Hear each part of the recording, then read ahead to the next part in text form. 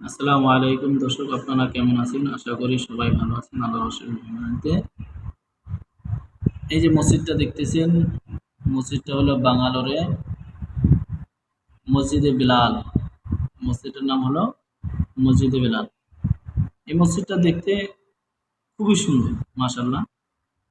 দেখতে পাচ্ছেন কত উঁচু উঁচু মিনার। মসজিদটার মিনারা দুটো অনেক দূর থেকে দেখা যায়।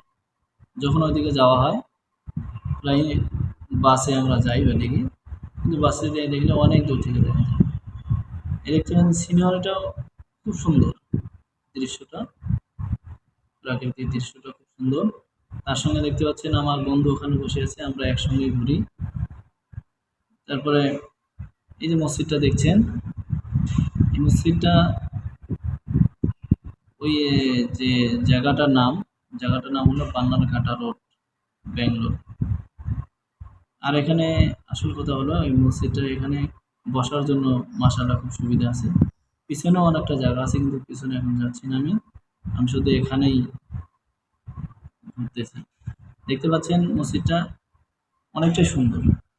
আর ভিতরে জায়গাটা আরো সুন্দর, কিন্তু বর্তমান বন্ধ আছে, ভিতরে যাচ্ছি না। দেখতে পাচ্ছেন, এখন আমার বন্ধুর কাছে আমার মোবাইলটা দেবো, দিয়ে আমি সম্মুখে যাবো। দেখেন আমি যাচ্ছি মসজিদটা। আমি ওকে বলছি ভালো করে ভিডিও করো। মসজিদের ভিতরে ভিতরে তো যাওয়া যায় না, আমি ওখানে উঠে বসছি। জায়গাটা খুবই ভালো লাগে, ওখানে যখনই যাই কমসে কম 1-1.5 ঘন্টা, 15-20 মিনিট, 2-4 মিনিট ওখানে বসি। আর নামাজ পড়তে গেলে তো মাশাআল্লাহ, ওখানে নামাজ আদায় করা হয় মাঝে মাঝেই। আমরা ওখানে যাই, প্রায়ই যাই। দেখতে পাচ্ছেন, আপনাদের কেমন লেগেছে মসজিদটা? কমেন্টে অবশ্যই জানাবেন। এখন এখন দেখতে পাচ্ছেন এটা সাবিলুর রশাদ মাদ্রাসা। এই মাদ্রাসাটা দেখতে খুব সুন্দর, বাইরে দেখতে আরো ভালো দেখায়, কিন্তু আমি ভিতরে চলে এসেছি। ভিতরে দেখতে পাচ্ছেন এখানে বিল্ডিংটা এত সুন্দর, মানে চতুর্দিক থেকে ঘেরা, দেখতে পাচ্ছেন।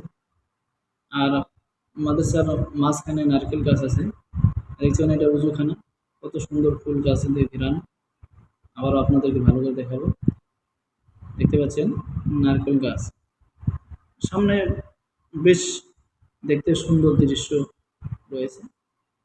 এখানে হয়তো জিরানি ঘর, জিরায় মানুষ কেউ যদি আসে বাইরে থেকে, জিরানোর জন্য জায়গা আছে, বসার জন্য জায়গা আছে। এখন বর্তমান মাদ্রাসাটা বন্ধ, কারণ রমজান মাস এটা, তাই মাদ্রাসাটা বন্ধ আছে। দেখতে পাচ্ছেন উজুখানা, ফুল গাছগুলো কত সুন্দর লাগছে, দেখতে পাচ্ছেন দর্শক। দেখেন